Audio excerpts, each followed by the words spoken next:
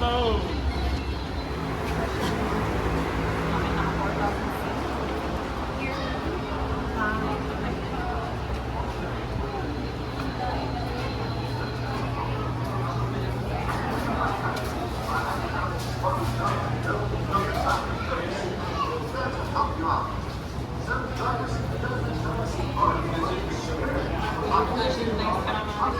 Let's go. All right, jump on everyone. My name is Andrina, like one of Ariel's sisters from The Little Mermaid. I'm going to be your safari tour guide out here at Harambe Wildlife Reserve. As we're heading in, we do have some safety things to go over. Please remain seated at all times, keeping those arms, hands, feet, and legs inside the truck at all times as well. I know it's very tempting, but when the vehicle sometimes stops, just like this, you do have to remain seated during those stops as well. Once we get out there, these roads are pretty rough and bumpy majority of the time. Hang on tightly to all of your loose belongings, loose articles, especially those phones and those cameras, but definitely have them out ready. These animals are always moving and grooving, so it can be hard to stop for every single one of them for a picture. Now, speaking of animals, we have animal safety to go over because we're going to be entering their home, so we want to be super respectful in their spaces. Honestly, as long as you just keep your indoor voices in the truck, that is great for me and great for the animals because they might want to come up a lot closer, which is obviously the best part. At any time, please do not shout out to these animals, make any weird unnecessary noises at them like whistling, snapping, clapping, that weird kissing sound, things like that. If you brought any food or snacks on board, please put it away now for the health and safety of our animals, along with turning off any bubble ones. Alrighty, so starting us off on the right hand side is an Okapi. A lot of people think that Okapis are part of the zebra family. It's a great guess. Obviously, you can see very similar stripes on their back legs. I like to think that that's just their party pants that they're wearing now because they are the only known relatives to the giraffes. They have very similar neck structure and head structure to a giraffe, and they'll also have that same long prehensile tongue a giraffe will have as well. So pretty much their tongue is so long they can easily lick their eyeballs. I know, sounds kind of gross, but helps get the dirt out of their eyes so they don't get any infections. So it serves a purpose for sure. I am going to be taking us out to the watering hole just because this can be a common gathering spot. So I don't want to rule it out completely, though it has been a little bit more on the quiet side because the weather has cooled down quite a bit since summer. So, oh, all the way on the back, I don't know if you can see him, that black rhinoceros up against that red clay area over there. It's the back side of him, but it's better than no side, so hopefully you can see him. Unfortunately though, there's about less than 5,000 of black rhinos left. They like to live a lot more kind of by themselves and pretty much do their own thing. And they'll weigh in at about 1,000 to almost 3,000 pounds, surprisingly some of the smallest in size. Pretty close to you on the right though is a saddle-billed stork. Their wingspan can get to about 9 feet long when fully extending those wings there. And they don't chirp like most birds do when communicating because they actually don't have any vocal cords at all. So when communicating, they shake their bills until it makes a distinctive rattling sound. And yeah, each and every rattle does mean that it's something different to them. Alrighty. All the animals that do live out here in the forest are known for their camouflage skills and their hiding techniques. So it pretty much is like a big game of I Spy when traveling through here. Looks like we got some more animals over here. We got the greater kudos all the way up there on your left. Kudos, they kind of look like deer, but they are going to be a lot larger than the common deer, weighing in about like 750 pounds. And actually those thin white stripes on their bodies are a great way to help them camouflage. They are supposed to symbolize the sun glares that come in, that glisten through the trees a little bit, so they can hide a lot easier as well during the day. Cool. So through the forest and into the rivers we go next. We're making our way into the Safi rivers. Now this is an area we can find different types of birds, definitely some Nile crocodile, and sometimes some Nile hippopotamus as well. Hippos like to beat the heat as much as they can, so they're usually a lot more active in the evening time, but we can see what's going on. We're starting off with birds first though. We got the pink-backed pelicans hanging out, the white birds there. It's going to be during their mating season that the skin on their backs is going to turn a bright pink color. Kind of just acts as like they are blushing, just showing that they're available and looking for some love.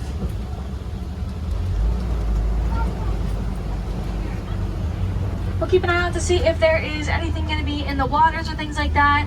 I always recommend though around this time especially to check out Gorilla Falls Exploration Trail. Once I drop you off, if you have not done so, it is closest to the exit of safaris, so not too bad of a walk. You'll get to see these exact hippo pools again, but in my opinion, it's a little bit better because you're technically underneath safaris, so you're going to get that underwater point of view of the hippos, which is where they like to spend most of their time during the day, because they will hold their breath for about 8 to almost 10 minutes at a time. Oh, hold on a second though. Our little girl is on land. She's the youngest and she's 2. Keep an eye out for her. There she is, where the palm tree is. And then other one's hanging out there too. Really great sightings. You can't see her at Gorilla Falls, so fun. But yeah, where these mini waterfalls are is roughly where is the area we're going to be at Gorilla Falls, so don't rule it out. Nile crocodile are coming up. Some are in the water, some are on land, and they blend in pretty well with that rock wall, so.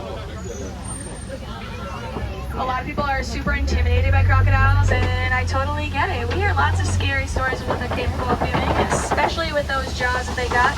But we never hear any of their positive characteristics. Believe it or not, they do have some of those. So that's actually what I like to draw more attention to in my safaris instead. Crocodiles are very protective of each other, and they're very family-oriented as well. They can and they will do lots of gentle and precise things with their jaws that, again, we never really hear too much about that either. For an example of one thing, their baby eggs, they will actually store inside of their mouth because they think that is the safest and most protective way to keep track of their little ones. And if you think that sounds crazy, they will go as far as to biting a small hole in each and every egg without, again, harming the baby on the inside. They have incredible control, know exactly what's right, but hopefully the babies can use that hole to hatch a lot quicker and easier out of their shelling when they are ready. Okay, we're waiting for this truck in front of us here to get completely safely down this hill, and then we're entering my personal favorite area, so I hope you enjoy it too. It's the Savannah, home to some of Africa's most famous animals like the giraffes and the elephants, so hopefully we'll get to see either one of them, but of course many other really cool animals that do live out here as well that we'll definitely get to see. So let's make our way on down, see what's going on. Whee! I know, yeah, isn't it so fun? It's like a little ride. This is my favorite part too. Woohoo! Okay, we're making our way on down here, seeing what's going on. By the way, if anybody is following along with that spotted guide up above you, it does just show some of the animals that we have, not all of them, and we do get pretty good luck with seeing a lot more than what is listed up there, just as a heads up. Looks like the animals are a little bit farther out, and I know we can get closer to them, so we're gonna make our way over there. But I'm probably gonna need your help over by these bushes here. We're gonna look in and find my personal favorites on the reserve. These are called the African painted dogs, and they're not hyenas because a lot of people yell that out too. They're African painted dogs. They're so sweet. They might be sleeping though. Straight ahead. Okay, let me prop you up good. I got this down to a science, don't you worry. Let's move up here. Oh yes, I can see them. Painted dogs, it kind of looks like someone quite literally finger painted all over their fur. It's very unique and individual to that specific dog. But regardless of what their fur coats look like, each and every one of them will have a bright white tail. It's a great indicator to find themselves out in the wild. Speaking of, they are some of the fiercest hunters in Africa with an accuracy rate of about 80 to 90%, so don't let the cuteness fool you. But my favorite thing about them is how they figure out who's going to be the leader for their hunting activities. It can get pretty messy, but they pretty much just have a sneezing contest to figure it out. It's so cute. Okay, out in the distance over there on your left are the sable antelopes laying down.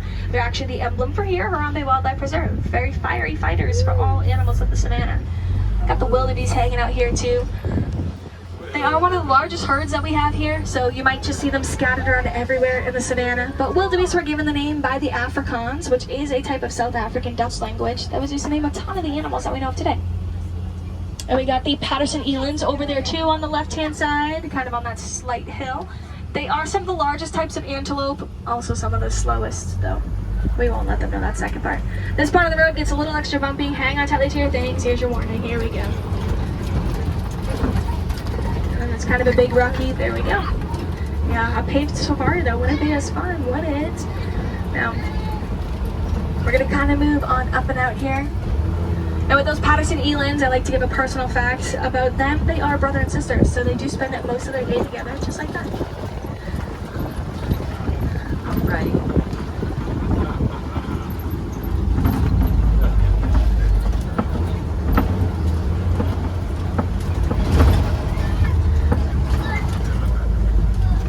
Now the savannah is our largest area compared to the entire rest of the reserve, so we have a ton of other places to explore.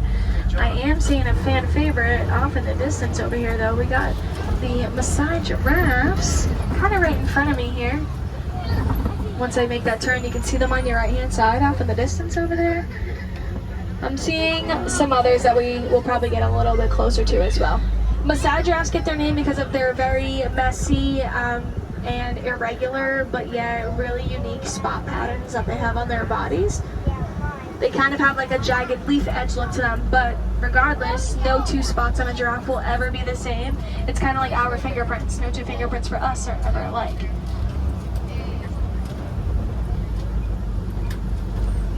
Okay, we're gonna get a better viewing of this giraffe over here. I see one behind this. There we go, eating from the trees over here. There we go. And actually your spotting guide has a different type of giraffe labeled, so you can see that image and really see the difference on their spots, which is really cool. Now they're eating, so my favorite topic is talking about a giraffe tongue. Very interesting or disgusting, so you'll have to let me know. But however tall a giraffe is in feet is roughly how long their tongue is in inches. If a giraffe is about 18 feet tall, their tongue is roughly 18 inches long. That's pretty much like from the tip of your finger down to the tip of most of your elbows on board here, which is pretty crazy. That's why they have such long necks. Oh, another fan favorite, the African elephant, is on the move over there. We're gonna try and catch up with him. Oh, let's go to your left first, because they never want to be seen. We got some mandrills hanging out over there. You can see the largest and then the younger ones hanging out here too. So they'll grow to be just like him and then have those blue and red face markings right on their face there. Mandrills are a mix between a monkey and a baboon. And a lot of people think that the oldest one over there looks like Rafiki. So. Okay, cool. African elephant. You can tell it's an African elephant by their ears. A lot of people thought that the shape of their ears looked a lot like the shape of the continent itself. I'm going to see if we can get a kind of different shot up here. Hold on. See, I knew they were catching up to us. Hello. Okay, you can see their blood veins very easily on the outsides of their ears there. Slapping them just a little bit. It's a good way to cool themselves down. The faster and more consistently that they do so, they can get down to about 10 to almost 15 degrees lower in their body temperature. So quite the air conditioning on a hot day. Good system for sure. So our road was closed. Obviously, he's kind of blocking the way there for us to even continue on. So we're going to take a little bit of a detour. Any of my noise sensitive friends on board, if I got any, this bridge is a little loud, so just be prepared. There we go.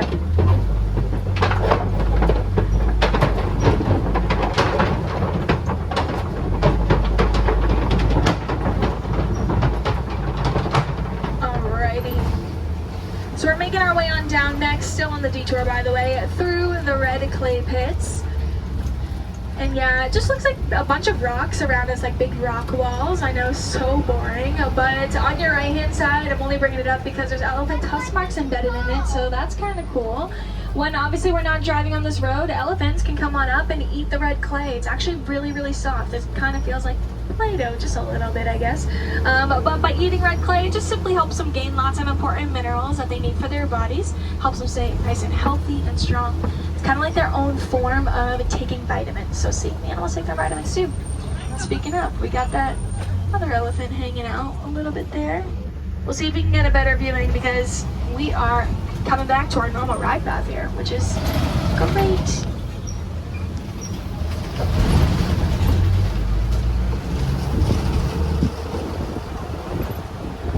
Okay, you might have to look behind you to see him, but the elephant is going to be hanging out back there.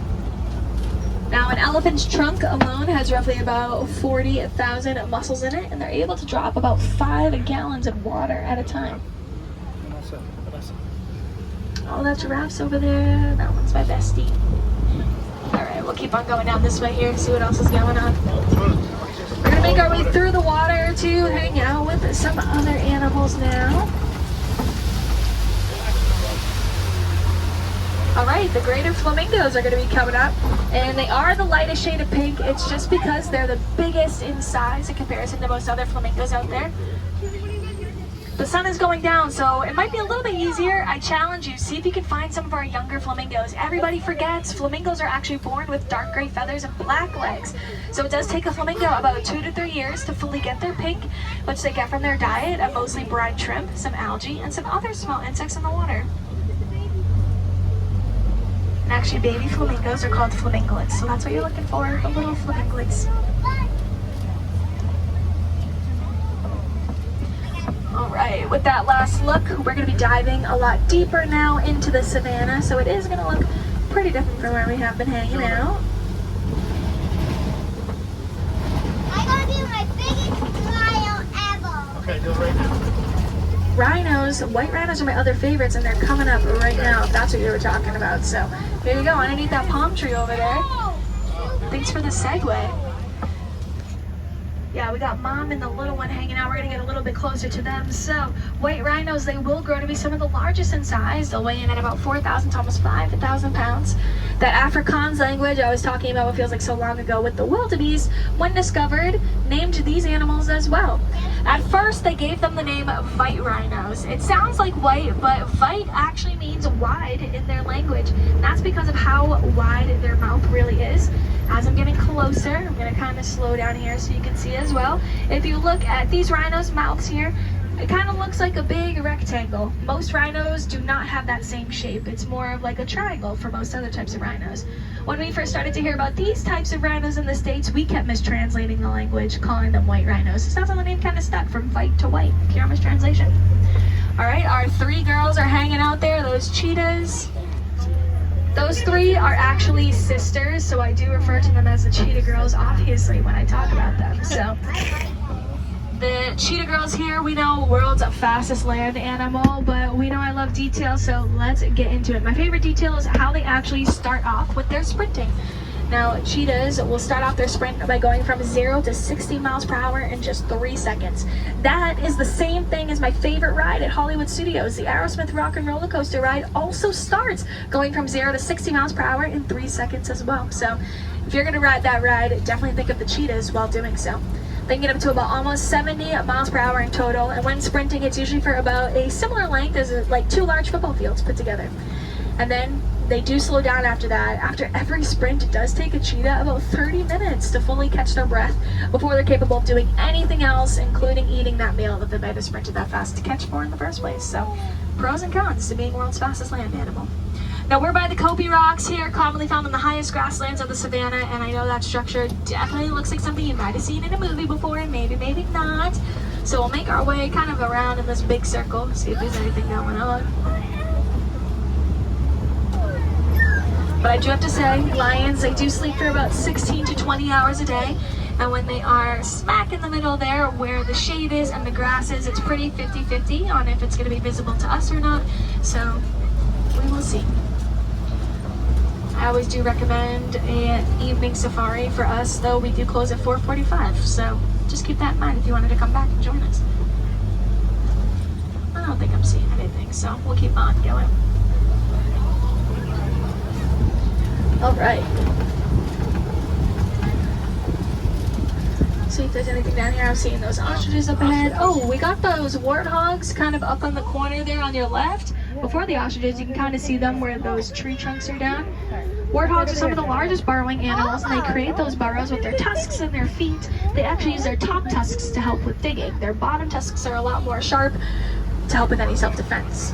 Okay, now we're coming up to the ostriches. Largest bird, and obviously they don't use their wings to fly, but their wings help them for lots of other things. I know it's obviously hard to tell because they are sitting down, but an ostrich only has 2 toes on each foot, so when they run pretty fast too, about 43 miles per hour, they use their wings to help them stay nice and balanced. Their wings will also help them to quickly change direction to trick any predator that might be chasing after them as well. They still got those ostrich eggs, yeah, in the mud on your right hand side. Kind of big and yellow there. Ostrich eggs, they can weigh in at about 3 to 4 pounds each, which is pretty much the same thing as 24 chicken eggs. The outer shelling of those eggs are going to be incredibly strong. A fully grown human could stand on them, still won't break it open. Now, those 3 ostriches that you saw are the only ones we have, and they're all female. So I like to mention, anytime that they do lay eggs, that there will not be any babies inside. I'm so sorry, like most assume, because there's no males to help make the eggs fertile.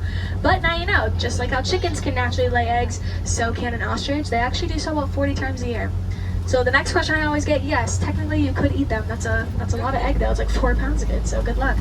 Okay, we got the warden's post here. Our warden lives here. Okay, their pets are waking up a little bit. They are called the Nigerian dwarf goats. They are super small, very cute, and they actually will not grow too much bigger than that. So they're gonna stay that small and cute as well. They can be used for milk production in the village for their sweet milk. or really fun just as the common pet too. Some might want cats or dogs, but some like our warden would much rather have goats as pets. Sounds like a blast. Alrighty, speaking of, our warden decided to obviously live right there on the reserve and not out in Harambe village, but having their home right here has started to create a beautiful visual to what we're trying to live out, and of course share with all of you that do join us at safaris. We like to think if the warden is capable of living with all the animals on the reserve like that, then we too are capable of sharing this planet with the wildlife that is left, because it is their home just as much as it is ours. Because in case you didn't know, majority of the animals that we do have here at Disney's Animal Kingdom that are also still out in the wild are endangered, and we definitely don't want to see them disappear on us forever. At this point, it really is the little things that can make a big difference, especially if everybody is active and in on it. Something so basic yet so easy is recycling. Continue to reduce, reuse, replenish, use that paper responsibly. I will spare you my 2-hour lecture I could give about how cool recycling is, but I'm just going to talk about something very important. Recycle your electronics, please, please, please. Any old ones that you're not using anymore. We know technology is going to continue to grow from here on out, but we need to be mindful on where our devices are coming from, how they're made, and pretty much how it's affecting our wildlife, because believe it or not, it is. Animals have been consistently losing their homes and their habitats due to illegal mining happening in their area for a specific type of mineral. It's called coltan and commonly found in everything. Something so small as like smartwatches and phones to something as big as flat screen TVs. Pretty much everything else in between, your gaming consoles, your cameras, your laptops, things like that. Anytime you get any new upgrades, and it doesn't matter when, tomorrow, 10 years from now, whatever it may be, please remember to recycle all of your old electronics to come full circle and try and help these animals rebuild their homes. Alright, Kwaharini everybody. Keep on exploring, keep on learning, keep on making a difference. Friends on the right, be careful of your arms, hands, feet, and legs. Doors are going to be sliding on open. Again, my name is Andrea. I'm from Boston, Massachusetts. Thanks so much for joining me out there, everybody. Have a great day. See ya.